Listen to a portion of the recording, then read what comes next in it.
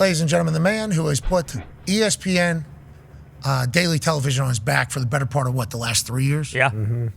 Always on your television. Crazy. Nonstop. I'm on TV a lot. Too much. I'm about done with me. That's why I wear camouflage so people couldn't see. Sure. You know, kind of hide out here. This guy was on TV all day, every day for the better part of the last 3 football seasons. And we appreciate him for that because he just started out as a ex-highlight reel breakdown guy. Now he's this.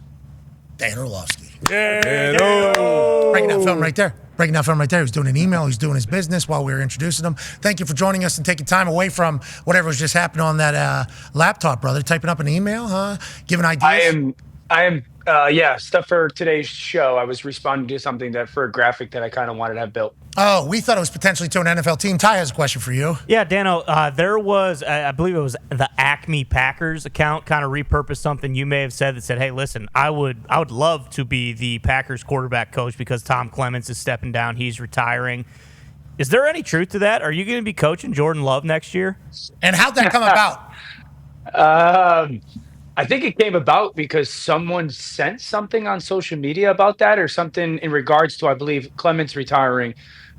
Is there any truth to it? I have had conversations with places. I feel like this happens almost every year. I'm very flattered by it about stuff in the coaching world. I've had those again this year. It's something that, I say this all the time. This is just me being very honest about everything. I love being at ESPN. I love doing TV. I do. I really do. You guys, I'm sure, experience this as well. There is a, when you grow up in the locker room and you grow up in that environment where you do it together and it's always a part of a team, which was something I craved as much as anything. When you don't have that, you miss being a part of that group. And so, there's always a desire. There still is a desire to kind of continue to have that be a part of the fabric of my life type of thing and every day. And so there is the desire and the craving to have that. And also coach. I have so many friends that coach. I mean, I just saw Josh McCown on Monday night leaving the stadium to the airport, and I saw him, and it was just a quick embrace and how you doing? And he's like, dude, I love it. I saw TJ Yates, who's a buddy of mine who took my job in Houston when we were with Atlanta a couple of weeks ago, and he's the quarterback coach down there. I said, how do you like it? He said, dude, I love it. So I have a lot of friends who are in that world that are really smart football people, and they love it, and if it's the right place, right time, right people, it seems to be a really, really fun experience. Okay. Well, we're incredibly proud of you for coming to that point in decision. And obviously, I think you were trying to shy away from that before because you didn't want to potentially deter any TV opportunities. I think in the past, that it felt that way. Now, It's like you're getting to the point where you're like, every year I'm getting asked and every year I'm doing more research, and it does sound like something that's special. And you talked about the locker room environment and being a part of something is special. That's normally what people say whenever they retire. What they miss the most is also not only being a part of something, but having a goal, having a mission, having a purpose. I don't want to say a purpose because everybody has a purpose, but whenever you're on a football team, it's like, hey, this is the objective. We are trying to win this weekend. We are trying to win this season. We are trying to win this day. That structure, too, people miss. And you think you'd be able to get right back into that whole world? I think so. Yeah, I do. I'm pretty structured now. I'm wired that way. I kind of have a routine-based personality. I think there's two things part of it, too. I go back to the moment when Kevin O'Connell, after that Vikings win over Green Bay a couple weeks ago, and he was just in the locker room watching the team embrace Sam Darnold. Imagine that feeling, as a coach, taking that player and bringing him to a place. That's got to be such a fulfilling experience. And also, I remember having a conversation with JJ Redick this past offseason when he was in conversations with coaching and whatnot. And one of the things that stood out to me that he said was he has a son, and he really wants his son to kind of experience growing up in that environment as well. I got 3, so there's a lot of appeal to it. There is. I do think I have a ton of respect for those coaches and the grind that they go through, and they obviously have done it for a long time. But I think anything in life, as long as you're passionate about it and you try to outwork every human being that is on the planet at it, you'll be better than them. Yeah, I think that is a key to success. And some people forget the work ethic part of things. They think they just fall to the top of the mountain. That is not the case.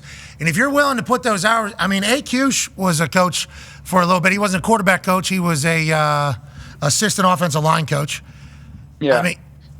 obviously the hours, you got 3 kids, so you understand that. And you've had to watch film and 4 kids, 3 boys. Beautiful baby girl who's tough as nails.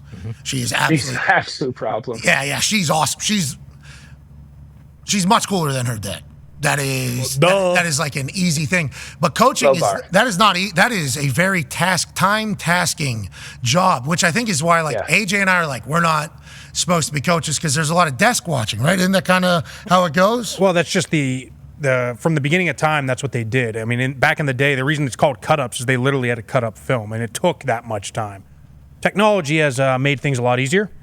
So you can get the same work done without the same amount of hours, but we're still living in the old world of have to be there. Yeah, and not only do you just have to be there, you have to fix things whenever technology kind of takes a dump all over itself. That's right. So this is Super Bowl champion. Look at that. It's a Super Bowl champion, 12-year NFL vet. I fixed the shit out of that copy machine, let me tell you. That copy machine had no chance against you. No chance. That mask had no chance against my nose either, as it was down over my neck. Or face. Yeah, but to be clear, I think whenever AQ was done with that, he was incredibly pumped that he helped the team, which is selfless. Something that you get to experience whenever you join a team or you become a coach about. You contribute to something bigger than yourself, and you actually get to reap the benefits from it all. I'm excited to kind of watch. Go ahead, AJ.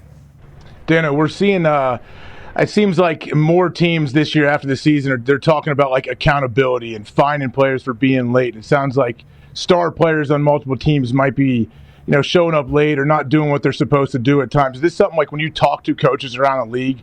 Is this a league-wide problem? Is this something that you feel like is easy to correct for teams that may have this issue, or do you have to clean house and figure things out? Yeah, I don't think it's an easy correct. I mean, I think that one of the things that has constantly been a part of the NFL, and one of the reasons why there was such an admiration for what Bill Belichick and the Patriots did was, most of the people that are players on your team make more money than most of your coaches. And there's a handful, if not more, guys on your team, they make more money than the head coach. And so, a lot of times, I'm sure we've all experienced it where a head coach is something, guys I make double the amount of money, triple the amount of money you make. So there's nothing for us to talk about here. I haven't had really experience with coaches referencing that has been an issue and whatnot, in our conversations we had Harbaugh. So Harbaugh's the most kind of positive person I've ever been around. I do think it's an issue. I do think it stems back to kind of where the era that we're in now with youth sports and entitlement. There's a ton of entitlement in youth sports, and I think that goes all the way up to high school, and there's a ton of entitlement in high school sports, and then it obviously goes into the college world, and the NIL has been very positive. It's also created some butterfly effect that hasn't maybe had a positive impact, and entitlement is certainly a part of that. And so I think that there's just an era of athlete going into the NFL that's a little bit different than the ones of the past. It doesn't make it, I guess, bad. I don't want to, but it's different, and it's another thing that those coaches kind of have to handle. You would have to handle. Yeah, you get the right people though. What? Right people. You're saying just into your quarterback room. We're going to figure out who doesn't have this issue before having to deal with the issue. That's what you're saying? Yeah, I mean, I certainly think that when at any level you're trying to get people into your building or whatnot, high school, you got to make sure, especially nowadays, that those people are wired the right way, made of the right stuff, think about it the right way. That's one thing. I think that's why general managers are becoming so popular in college football as well, too, is you got to handle a lot more, and that's one way to deflect it as the coach is I don't want to deal with that. You hire it. You hire someone to deal with it. No turds. They're going to sneak through those. They're going to be like those Houdini dumps that are down there in the bottom. You can't even see them. That's right. And then every once in a while, they're going to fester, and you're going to need boom! Dove man, whole body Dio. Because even after a little bit of boom, dingle bell dude wipes, you're going to make sure that stanky ass doesn't smell, and that's those Houdini Not dumps. a problem. I got so many dude wipes still at my house. It's great. Yeah, it's because you farted on air all the time. Yep. That became a trend. I don't know if that's going to be your quarterback room. Hey, guys, welcome to today. I don't know if that's going to be your gimmick. Dude, we were in Baltimore for Week 18. We did the Browns-Ravens game, and We went down on the field. So me, Fowler, and Lewis went down on the field right before kickoff, essentially, just to wander, say hi to some people. And as I'm walking just off the sideline to go back up to the booth, some dude yells from the stands, "Jayden, was it a fart, yes or no?" Oh, that's awesome. I looked at him. I hit him with like a shrug. And the whole group was like, Yeah, got jacked up. Shout out to the boys over there in Baltimore, obviously, that's seen the clip. Watch you just fart right live on air. There's actually a sign outside that's still outside the gate. Oh, yeah. And it was... still there? Yep, and it's actually on the Google Images now, I think, if you were to look. It is actually a part of the building. So a lot of people are wondering about your Flatulence. There it is. Why don't you hold them in, keep them in there, and good luck with whatever you do. I'm excited to watch how you handle all of those things. Let's talk about the future of the NFL. Obviously, a rookie superstar, potentially. D-Butch has a question for you. Yeah, you're talking about coaching in the quarterback rooms. The number one pick this year, Caleb Williams. Obviously, we see what Cliff was able to do with Jayden still playing. Sean Payton was able to do with Bo Nix. I believe I saw a tweet. I don't know if it was AI or not. But you was tweeting saying I could make Caleb – or I would make Caleb a superstar. I just want to know if you were to get into that room with him, how would you coach him, to see that growth and see him take the next step on this level? Yeah, I think that a lot of people could do that because he's super talented. I think the number one thing you have to get him to do is play in structure and realize the benefit of that. It's not just, hey, you got to learn how to play in structure and play on time and play into the rhythm of the offense and have that be a focus point. You got to get them to understand the why behind that. Hey, why is playing in structure such a big deal? And also making sure that you don't try to take away the special talent that he has. I think that's the biggest challenge is the last thing you want to do is steal his magic. And last thing you want to do is take away the reason why you drafted him number one, because he has uncoachable traits. But the uncoachable traits don't matter, nor do they ever get to show up unless you are consistently as a quarterback within timing, within rhythm. Because there's 4 or 5 plays a game as a coach where the defense wins the rep. The defense has the perfect play call and they play it perfectly. All 11 guys on defense. That's what makes Lamar, and Patrick, and Josh is you can play it perfectly and it won't matter. They could defy the laws of physics. They could break the rules of your defense. And Caleb has that talent. But it doesn't get to show itself unless you are willing to do what's needed in that play. I think that the number one starting point, D-Bud, is, okay, what play are we calling? And you got to get him to completely understand what play you're calling. What's the opportunity in that play? If we get this defense, how do we hurt it? And what's the problem of that play? If we get this defense or this pressure, what's our answer? We have to have an answer for everything. Okay, the second thing is, what's the defense? What does the defense mean to me? I think we lose sight of that so consistently. These teams, they call plays.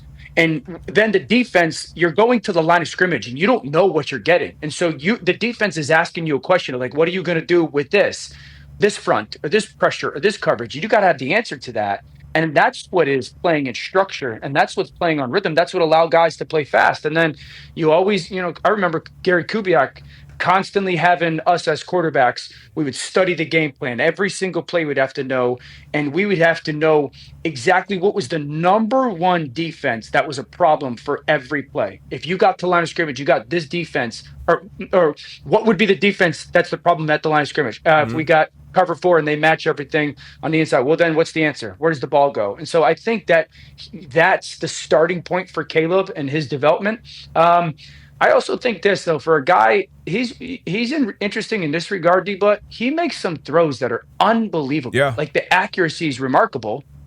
And then there's throws where you go, why'd you miss that one by 5 feet? And so I do think there's just the constant improvement of, and mechanically he's not flawed. He's pretty darn good mechanically. The constant improvement of the visual element of things, I think, improves his accuracy in those moments. Okay, so Caleb Williams, potentially a superstar, going to have to learn a lot. I think the one game we were watching, I don't know who was calling it. Basically, he was breaking down how it was you. Actually, it was a clip that you posted on X. I think the way the defense showed, it was an obvious he's supposed to throw left situation. Very easy to read. It was cover 2. We're doing this on this particular play. We're going left. Instead, he sees it and he throws to the right, which was not the right play. within that particular play, which I think is what you just kind of tried to lay out. I don't think a lot of us understood that until I saw the clip where it was like, hey, the quarterback's job, if they see this, even within this play, is like, hey, we're going right here, right now. This is the answer to the test right now.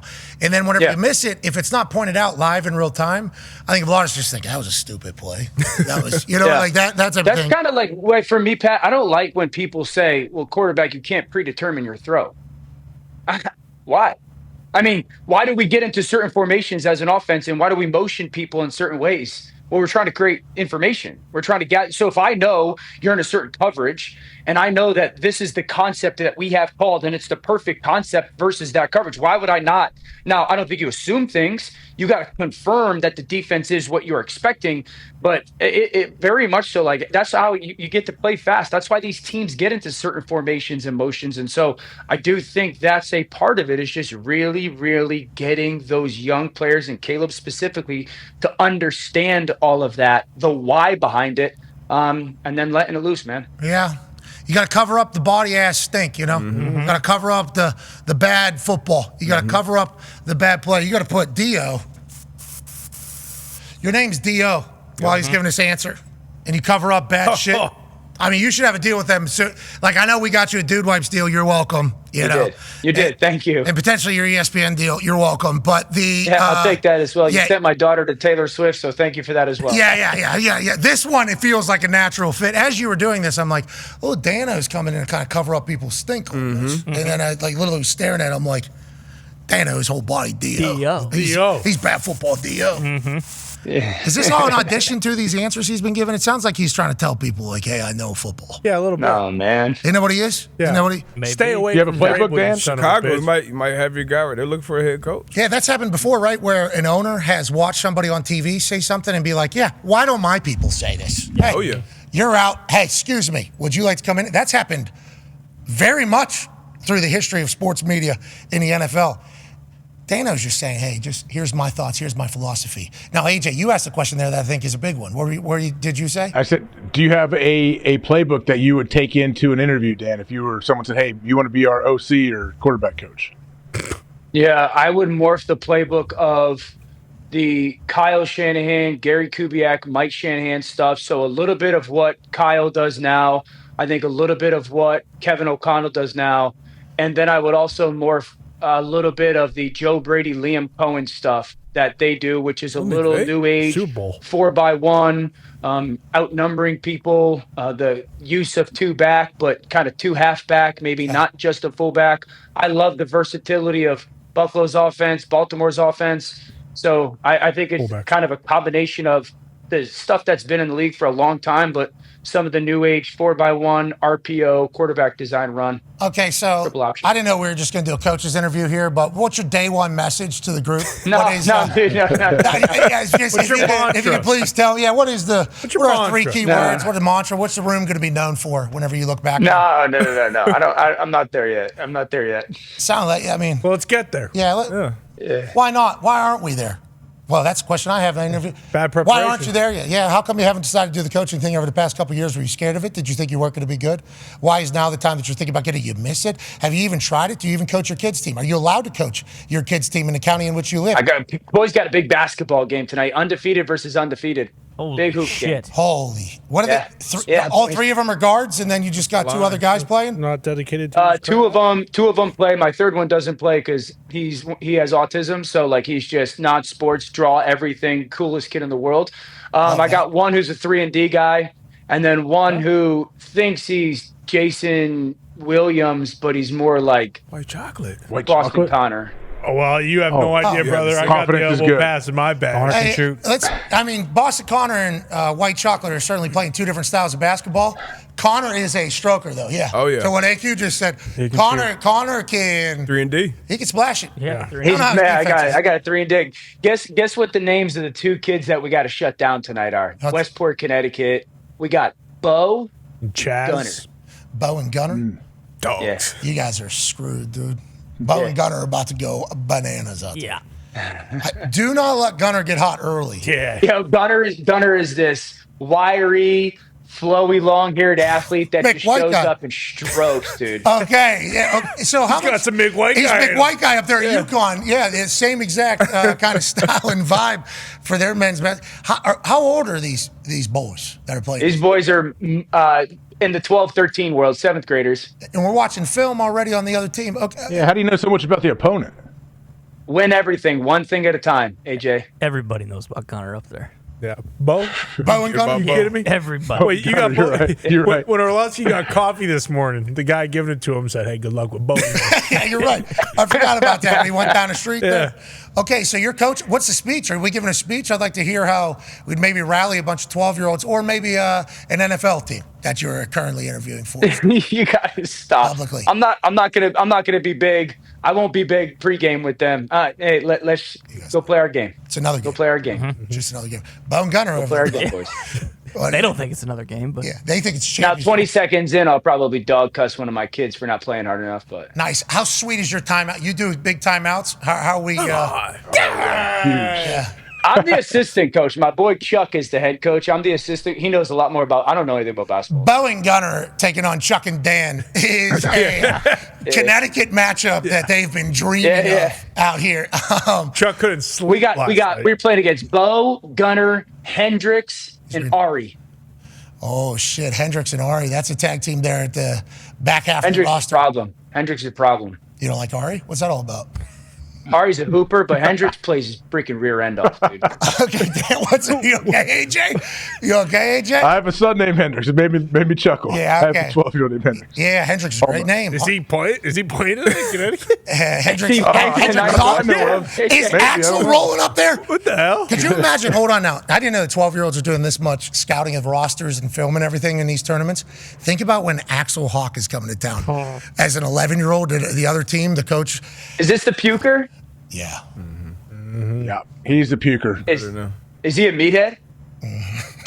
Yeah, he is. But my 9-year-old right before that, after the Rose Parade, actually clogged up a toilet that had 20 people waiting for it because he put paper towels in it. This is Vetter. He turned 9 on the trip, and he came walking out with his shirt tucked in, and my 11-year-old said he just started dying laughing because he knew he took a dump in there, and then all of a sudden the lady walked In in. a hotel, AJ?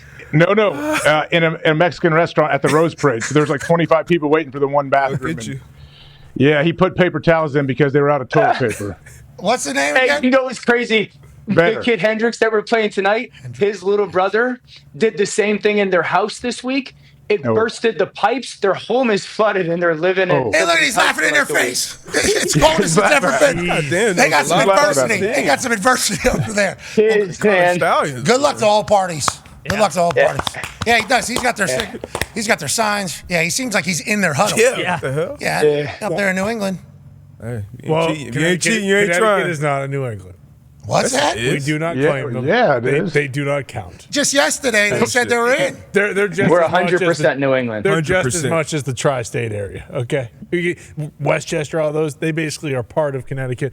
They can have them in New York. They're not New Oh, England. so that's where the state. That's where New England is split to New York and New Yeah, England. no, it's basically everywhere around Connecticut and up. Rhode Island, Massachusetts, Vermont, Why don't New Hampshire, Maine. why don't you claim Connecticut? What's That's Nutmegs. yeah. What I mean, you is half the state, at least half the state, from the middle of the state north. They're all Red Sox fans, Patriots fans, Celtics, and Bruins, and then half the state south is all New York. so that's we're negotiating. here. Bingo. So half of Connecticut is New England. No, we don't do hats. We do all in or not. Gonna take some Connecticut shit? Give me a break. Okay, let's get back to some football. Shout out to the Revolution. Massachusetts people, man. Shout out to the Revolution They're called- region, by the way. We Yeah. appreciate what you did up there. You're welcome. You're welcome for your country. With that same area now, do that. We don't got to talk about it now. Okay, What do you all right, mean? let's move forward. Back into football conversation, shall we? The Revolution regions, there's so much history. You got married up there. Yes, it did. That church was I was a part of his Old church in America. George, Yeah, right? George Washington used to be there. Yeah. Rhode Island, proud member of be New there. England. It's like a trip to Europe real quick. Yeah. You know, you go back in time, just like whenever you go out to like wine country out there, complete opposite, but it is like you're in Europe. It's just a very different spot. Let's get back to football. Let's go to Philadelphia, okay? America's first capital. Hell yeah. USA. USA. USA. Had to get one of those with a camo shirt on. Love it. Had to do that. Hey, Cush has a question for you about Philly. Yeah, Dan, you did a breakdown the other day of Philly's offense, and you were defending Jalen Hurts and receivers not being open and this, that, and the other, right? So as you watch that film, who do you see as the fault of that? Do you blame Kellen Moore? Do you blame the receivers? Do you blame Jalen? Why are guys not getting open? Yeah, I don't blame the receivers at all. I think it's probably a combination of Kellen Moore and Jalen Hurts. I would say this: there's a lot of evidence that their pass game doesn't go over the middle of the field.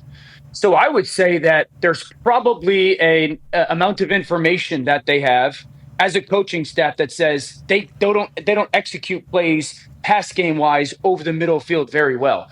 So it's probably a little bit of trying to make sure that Jalen's in a situation where he's executing the plays that he's most comfortable with on a consistent basis. And it feels like a lot of those are on the perimeter.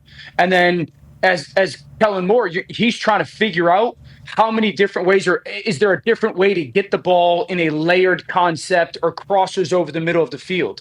And so I think that's probably a little bit of both of them. I think as a play caller, you got to Kellen's going to have to constantly try to find some areas. Because if I was the Rams, defensively, I'm sitting there going, I'm going to let you throw the ball outside this week. Yeah, I'm going to make, and I think that's what Hafley did with Green Bay, was it felt like Hafley was like, all right, you're not throwing the ball on the perimeter. I'm going to force you to throw the ball over the middle field, and I'm going to cover it up in the ways that, because Jalen, specifically on the inside stuff, I think Jalen plays pretty decently in timing on the outside stuff, the stop routes, the out routes, the big comebacks, the go balls. But on the inside stuff, it's not bang, bang, piston like. And I think the Rams are going to be very aware of that and say, all right, we're not going to allow you to do that. So I think it's a combination of, Jalen's got to trust it a little bit more when he sees it over the middle field. And then Kellen's got to figure out ways that he can, live in the RPO world, live in the one-on-one world on the outside, try to create some play action chunk shots. And then is there a concept or two that he has supreme confidence in Jalen operating kind of really efficiently over the middle of the field? So I really don't believe it's a receivers can't win type of thing. I think it's a little bit of them figuring out, in playoff defenses, what's best for them. We're playing catch over here because we're getting so jacked up about football. When you talked about those throws that Jalen Hurts has to make, you're talking about the ones that got to have a little feather, a little bit of feather on that thing. Put it right. You got to have a little feather. You got to get over a layer and in front of somebody else. That's not easy. That's an elite thrower's quality. So you're kind of saying maybe he's not as confident. He can make those throws. He has shown that he's made those throws, but it's not every single time. And maybe he's gun shy on having to potentially do that, right? Yeah, I think too is, go back to the Super Bowl year. Tua's good. I go back to the 22 season. Okay. I don't have a lot of memory of Jalen looking uncomfortable in the pocket, almost unwilling to step up into those seams. He did, or he hung there and delivered the ball. I think last year, that started to show itself a little bit. It has a little bit this year. And so just getting him comfortable to not only like hanging in that pocket, but seeing in that pocket as well, I do believe is something that they're constantly trying to work through. And so, yeah, it is that, if you guys remember the Lamar, the 3rd and 13 touchdown to Bateman this weekend. Mm-hmm. Like it's just enough of air to get over an underneath defender's fully extended arm, but firm enough that it doesn't sail over that next level. Yeah, this throw, I mean, if this is see, that ball's probably, 10, 12 feet off the ground. So it's just over that second level defender, but also right in kind of that chest breadbasket area for Bateman. Is that double-barreled to the camera there? That double-pointer fingers. It was double-pointer fingers. Good He's pointing at you should see how good of a throw that was by Lamar, I think, is what he was doing to the camera after the celebration, which looked awesome. But, yeah, that's the elite arm talent that Lamar has displayed. I think he was just pointing, you. That looks like a ba-ba-ba-ba-ba. No, he said, you. Need to see what Lamar just did from my angle. That's what he said. He said, wait till you get the sky cam, the all 22 on this thing. You're going to be really impressed. But to your point, that touch and everything, like the pinpoint accuracy, and then the what would that be called whenever you're assuming he'll be at a position? Throw it to a spot. Throw it to a spot, but confidence, anticipation. There it is. The anticipation on speed, on where that's all just like a natural feel. I think it has come like it's just natural for Lamar as opposed to thinking about it all, which is potentially happening with some of the younger guys. CJ's great at it as well. CJ is sensational throwing some of those big ends to Nico. That's where, those reps of timing and what's the landmark for the route. D-Butt knows that so well. That's why defenders try to get hands on guys because, hey, I want to throw this football. Disrupt the route. 4 yards. I want to throw this ball off X hitch, 4 yards inside the hash at 18 yards. And I got to trust that you're going to get there. So as a quarterback, I'm like, I'm cutting this sucker loose. And, Carson Palmer was the greatest ever at it. One of the. Okay, that ball there. Peyton Manning played football, so Carson Palmer is certainly good. Underrated. Okay, but what you were just underrated. Carson and Ocho were so good at it. Okay, I agree. Listen, I agree. I agree 1,000%. But we're having a Marvin Harrison, Peyton Manning conversation now all of a sudden. No doubt. There is also Reg in that entire time. Dallas Clark at the tight end position. The amount of reps they took was because this thing is leaving my hand. You're going to be nowhere near looking at the ball. And the DB is actually going to think there's no way the ball is in the air right now. And as soon as that boom, it's just right in the spot. He was like the but the amount of reps they had to take to get there. I mean, it was just like, we're repping this out, we're repping this out, we're repping this out, we're repping this out. So many. Like getting a chance to watch like an off-season workout through that entire lockout year, it's like, holy shit, I didn't know it was like, it is like, we are going to be on the same page for sure, no matter what. And then you'll have to see the defense the exact same way as well. And it's like, that's why they were such a machine almost. I mean, Debo just told me a story about Brady. Bingo. Burrow, Jamar, go ahead, pal. Debo just was talking about Brady and like the shoulders he was throwing to. Yeah, in practice one time, a guy because he would throw let's say you're running a crossing route from his left to right, and if he would hit you on that back shoulder, it was intentional to basically take you away from the defender so you catch it and go back that way. So if you were to catch it and go this way, hey, I put it there for a reason. Like Wes Welker, you say hospital balls. And that's why Tom speaks so much about quarterbacks putting their receivers in danger. Like, look, it's not on the defenders to protect them. It's on the quarterbacks to do it. And, now, there are only so many quarterbacks that are that accurate when live bullets are flying. And he had to be that way. Peyton had to be that way. Drew had to be that way. When, guys like Jalen, Josh Allen, Lamar are that way and throwing the ball with that type of accuracy, they're almost unstoppable because they're seeing defenses that they have to cater to their legs too. So you got to be more simple. Sometimes you're going to have more one-on-one matchups on the outside. So it's so different. But when those guys can beat you from the pocket, like Lamar, what he's doing this year, those guys are damn near unbeatable. And that's why they always bring that up whenever it's like contract negotiations. Everybody's like, can you do this? Can you do this? Can you do that? It was brought up a lot with Lamar. Lamar is obviously clearly answering those questions. Let's talk about the quarterbacks now. We just talked about Lamar whenever he was potentially available to everybody in the NFL. Potentially. Swing and a miss on that one, guys. Harbaugh had 200%. They would have matched whatever the offer was. So you would have had to given up a lot. You would have had to outdeal the Baltimore Ravens, who are willing to give whatever if you listen to Harbaugh. Okay, if you listen to what Harbaugh was saying, let's assume they were all on the same page. But nobody even reached out, allegedly. Nobody even. Let's talk about the quarterback market now. We would assume if Lamar Jackson was a free agent, he would get paid $100 million a year with how he's playing and how exciting he is. But Conman has a question for you. Yeah, Dan, how do you feel about the QBs available? Obviously, Darnold, Rodgers, possibly Russell Wilson, Joe Flacco is in there too. There's a lot of QB questions for a lot of teams. How do you feel about the guys available in free agency? And then is the draft class where teams are going to look to? Because right now the narrative is the QBs in the draft aren't the greatest QB draft class of all time. Yeah, I think Sam Darnold's clearly the best option when it comes to the realistic free agents. I know the last 2 weeks, I think what we've learned from Sam Darnold, you win a lot of games with Sam Darnold. As long as he's got that structure, that scheme that's really good, the play action centric, offensive line, skill people on the outside, you'll win a lot of games with them. I do think it's fair to say over the last 2 weeks we've learned you're not going to win games because of him. The offensive line didn't play well. They got covered up. So, that is a reality.